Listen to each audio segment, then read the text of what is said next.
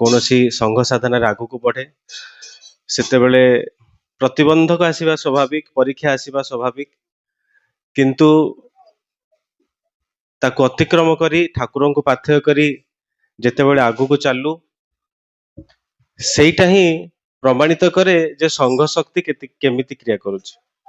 ନଚେତ୍ ଆମେ ଯେତେବେଳେ ଛୋଟ ପରିବାରକୁ ନେଇକି ଚାଲୁ ଆମେ ଦେଖୁଛୁ କେତେ ପ୍ରତିବନ୍ଧକ।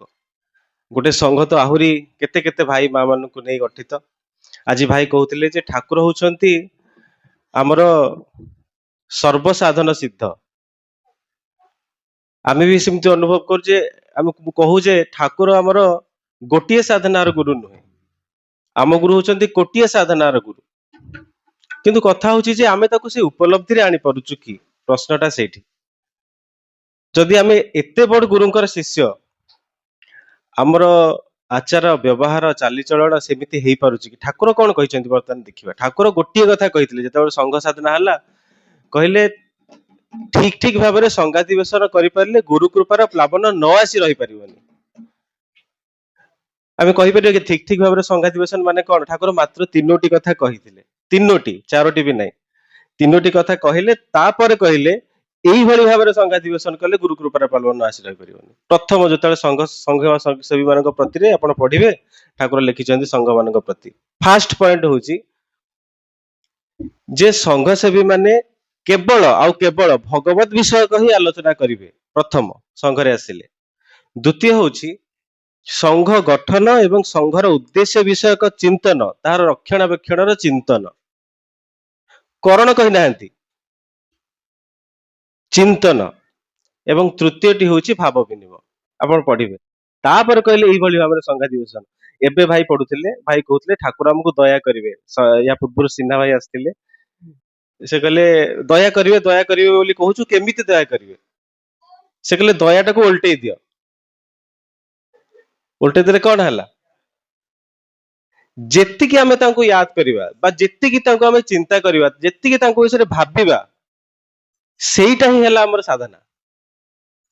ଆଉ ସେଇଟା ହିଁ ଆପଣ ଦେଖନ୍ତୁ ନବଦା ଭକ୍ତିରେ 9ଟା ଭକ୍ତି କଥା ଉଲ୍ଲେଖ କରାଯାଇଛି, କିନ୍ତୁ ଗୋଟିଏ ହିଁ ସାଧନା ଅଛି ଯୋଉଟାକୁ ଆମେ କହୁଛେ ସ୍ମରଣ, ଯେଥିରେ କୌଣସି ପ୍ରକାର ବାହ୍ୟ ଆବଶ୍ୟକତା ନାହିଁ। ଶ୍ରବଣ କଲା ବେଳକୁ ଆପଣଙ୍କୁ କାନର ଦରକାର ପଡିବ, କୀର୍ତ୍ତନ କଲା ବେଳକୁ ହାତର ଦରକାର ପଡିବ, ପଦ ସେବନ କଲା ବେଳକୁ ପାଦର ଦରକାର ପଡିବ, ସଖ୍ୟ ଆତ୍ମନିବେଦନ କଲା ବେଳକୁ ଶରୀର ଦରକାର ପଡିବ।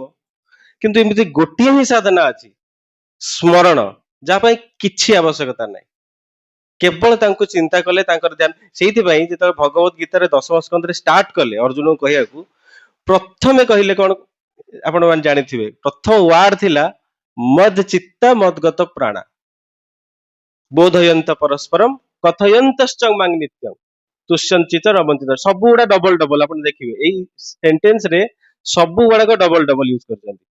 ମଦ ଚିତ୍ତା ମଦଗତ ପ୍ରାଣ, ମୋ ଚିତ୍ତା ମାନେ ତ ମୋ କଥା ଚିନ୍ତା କରୁଥିବ, ପୁଣି ପ୍ରାଣ କାହିଁ କହିଲେ?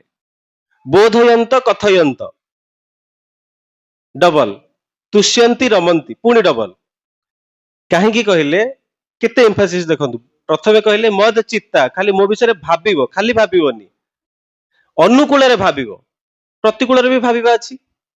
ପ୍ରତିକୂଳରେ ଭାବିବା କେମିତି? ମତେ ଏମିତି କହିଲା, ମୁଁ ଛାଡିବିନି, ସିଏ ମତେ ଏମିତି କହିଛି ଟି, ତାକୁ ତ ସାରିବି, ତା ସଂଘକୁ ବି ସାରିବି। ଏଇଟା ମଦଗତ ପ୍ରାଣ ନୁହେଁ। ଯେମିତି ଓଶଙ୍କର ଗୋଟେ ଷ୍ଟୋରି ଅଛି, ସେ ସବୁବେଳେ କୁହନ୍ତି the story of two lives. ବହୁତ ସୁନ୍ଦର କାହାଣୀ। ମୁଁ ଯେତେବେଳେ କିଛି ପ୍ରତିକୂଳ ପରିସ୍ଥିତି ଆସେ ସେତେବେଳେ ସେଟାକୁ ଭାବେ। ଷ୍ଟୋରି ଅଫ ଟୁ ଲିଭ୍ସ ମାନେ ଗୋଟେ ବରଗଛ ଥିଲା, ଗଙ୍ଗା ନଦୀ କୂଳରେ ଗୋଟେ ବରଗଛ ଅଛି, ବହୁତ ଜୋରେ ସ୍ରୋତରେ ପ୍ରବାହିତ ହଉଛି ବରଗଛରେ। ତା ଯୋଉ ଗଙ୍ଗା ନଦୀ କୋଉଠି ମିଶୁଛି? ସମୁଦ୍ରରେ। ତ ଯୋଗକୁ ସେଇ ବରଗଛରୁ 2ଟା ପତ୍ର ଏକା ସାଙ୍ଗରେ ପଡିଲେ, ଶୁଖିଲା ପତ୍ର ପଡିଲା ବେଳକୁ ଯୋଗବଶତଃ ଗୋଟେ ତେରଛା ପଡିଲା, ଆଉ ଗୋଟେ ସିଧା ପଡିଲା। ସିଧା ପଡିଲା ମାନେ ଯୋଉ ସ୍ରୋତ ଯୋଉ ପଟେ ବାହାରୁଛି ସେଇ ଅନୁକୂଳରେ ପଡିଲା, ଆଉ ଗୋଟେ ପତ୍ର ସେଇ ସ୍ରୋତର ବିପରୀତରେ ପଡିଲା। ତ ଯିଏ ବିପରୀତରେ ପଡିଲା ସେ ପଛୁଆ ପଛୁଆ ଯିବ। ତ ସିଏ ମନେ ମନେ ଭାବୁଛି, ଏଇ ପାଣିର କଣ ଏତେ ଶକ୍ତି ଯେ ମତେ ପଛୁଆ ପଛୁଆ ଠେଲିଦବ? ଛାଡିବିନି ଗଙ୍ଗା, ତତେ ଛାଡିବିନି, ମୁଁ ତତେ ଏମିତି ପାନେ ଦେବି ଯେ ତୁ ବୋହି ପାରିବୁନି। ଆଉ ଯେ ସିଧା ପଡିଛି ସିଏ ଭାବୁଛି ଏ ଦେଖ ମୋର କେତେ ଶକ୍ତି, ଗଙ୍ଗା ଭଳିଆ ନଦୀକି ବୋହିକି ନେଇକି ପଳଉଛି। ସେ ଦି ଜଣ ଯାକ ଜାଣି ପାରୁନାହାନ୍ତି ଯେ ସେମାନେ କିଛି କରୁନାହାନ୍ତି, କରିବା ଲୋକ କେବଳ ଗଙ୍ଗା। ଆମ ସଂଘ ସାଧନାରେ ଆମେ ଭାବୁଛୁ ମୋ କଥା ରହିଲାନି, ଛାଡିବିନି। ଆଉ ଜଣେ କହୁଛନ୍ତି ଦେଖ ମୁଁ କେତେ ଏତେ ବୟସରେ ଏତେ କାମ କରିପାରୁଛି, ମାଡି ଚାଲ। କିନ୍ତୁ ଦି ଜଣ ଯାକ ଜାଣି ପାରୁନାହାନ୍ତି ଯେ ସେମାନେ କିଛି ବି କରୁନାହାନ୍ତି, କରିବା ଲୋକ କେବଳ ଜଣେ ବସିଛନ୍ତି। ଯଦି ଆମ ଭିତରେ ଏଇ ଭାବନାଟା ଆସିଲା ଯେ ବାସ୍ତବିକ ମୋର ଶକ୍ତି କେତେ, ମୋର ସାମର୍ଥ୍ୟ କେତେ, ମୋର ଆଖି 2 ମିଟର ଆଗକୁ ଦେଖି ପାରୁନି, ମୋର ହାତ 2ଟା ବାଲ୍ଟି ଛାଡିକି 3ଟା ବାଲ୍ଟି ଧରି ପାରୁନି, ମୋର ପାଦ 2 କିଲୋମିଟର ଚାଲିଲା ବେଳକୁ ଥକି ଯାଉଛି, କୋଉ ଯୁଗର ସାଧନାକୁ ଆମେ କେମିତି କରିବା? ହାତ ଧରା ଧରି ନହେଲେ, ମିଳିମିଶି ନ ଚଳିଲେ, ତାଙ୍କ କଥାରେ ନ ମିଶିକି ଚାଲିଲେ କରିପାରିବା? ଏଇ ଆସନ ସଜା ହଉଛି, ସଙ୍ଗୀତ ହଉଛି, ପ୍ରସାଦ ହଉଛି, ଜଣେ କରିଦବ? ଆଉ ସେଇଟା ହିଁ ଠାକୁର କହୁଛନ୍ତି ମତ୍ ଚିତା ମଦଗତ ପ୍ରାଣ ବୋଧୟନ୍ତ ପରସ୍ପର। ଏଇ କଥାଟା ଯଦି ବୁଝିଗଲ ତାହେଲେ କଣ କରିବ? ପରସ୍ପରର ଭାବର ସହିତ ଆଦାନ ପ୍ରଦାନ କରେ। ଭାଇ ମୁଁ ଏମିତି ଯାଉଥିଲି, ଏମିତି ଅହଙ୍କାର ଆସିଲା, କିନ୍ତୁ ବୁଝିଗଲି ବାସ୍ତବିକ ମୁଁ କିଛି ନୁହଁ। କଥୟନ୍ତଶ୍ଚ, ସେଟାକୁ ଭାବର ଆଦାନ ପ୍ରଦାନ କରିବ। ଯେମିତି ଆପଣ ଭାବ ଦେଖନ୍ତୁ, ଗୋଟେ ଦୀପ ଜଳୁଛି, ଦୀପ ତଳ ନିଶ୍ଚୟ ଅନ୍ଧାର ରହିବ, ନିଶ୍ଚୟ। କିନ୍ତୁ କଣ କଲେ ସେ ଦୀପ ତଳରେ ଆଉ ଅନ୍ଧାର ରହିବନି କହିଲେ? ବାସ୍, ଆଉ ଗୋଟେ ଦୀପ ଯଦି ତା ପାଖରେ ରହିଗଲା, ପରସ୍ପରର ଆଲୋକରେ କେହି ବି ଅନ୍ଧକାରରେ ରହିବେନି। ଆଉ ଠାକୁର ଠିକ ସେଇ କଥାଟା କହିଛନ୍ତି, ଯେତେବେଳେ ଗୁରୁ ଭାଇ ମିଶିବ, ନିଜର ଅଭାବ ବୋଧକୁ, ନିଜର ଭାବକୁ, ନିଜର ଅନୁଭବକୁ ମିଶେଇ ଦବ, ଚିନ୍ତାରେ ମିଶେଇ ଦବ, ଭାବରେ ମିଶେଇ ଦବ, ଜଣଙ୍କର ଆଲୋକରେ ଆଉ ଜଣେ ଆଲୋକିତ ହେଇଯିବ, ହେଇଗଲା ସାଙ୍ଗ। କଥୟନ୍ତଶ୍ଚ ମାଂ ନିତ୍ୟଂ। ଏତିକି କଲେ କଣ ହବ? ଅଲ୍ଟିମେଟଲି ଦିଟା ଜିନିଷ ହବ, ତୁଷ୍ୟନ୍ତି ଚ ରମନ୍ତି ଚ। ତୁଷ୍ୟନ୍ତି ମାନେ ତମେ ତ ସନ୍ତୁଷ୍ଟ ହେଇଯିବ, ତାଙ୍କୁ ଖୁସି କରିଦବ। ଗୋଟେ ବାପାର ସବୁଠୁ ଖୁସି କଣ କହିଲେ? ବାସ୍, ମଞ୍ଜିଟି ଭାଇ କହିଲେ, ଯେତେବେଳେ ଭାଇ ତ ଲୀଳା କହନ୍ତି, ଚିଠି ଗଲା ଶକ୍ତି ଦାଙ୍କ ପାଖକୁ, ଶକ୍ତି ଦା ଲେଖିବେ ପ୍ରଜ୍ଞାନନ୍ଦଙ୍କ ବିରୁଦ୍ଧରେ, ପ୍ରଜ୍ଞାନନ୍ଦ ଲେଖିବେ ଶକ୍ତି ଦାଙ୍କ ବିରୁଦ୍ଧରେ। ଗୋଟେ ଥର ଯାହା ହଉ ଠାକୁରଙ୍କ କଥା ମାନିକି ଦି ଜଣ ଯାକ ମିଶିକି ଗୋଟେ ଚିଠି ଲେଖିଲେ। ଠାକୁର ତାପରେ କଣ କହିଲେ? ମୁଁ ଆଜି ସବୁ ପାଇଗଲି, ମୋର ଆଉ କିଛି ଦରକାର ନାହିଁ।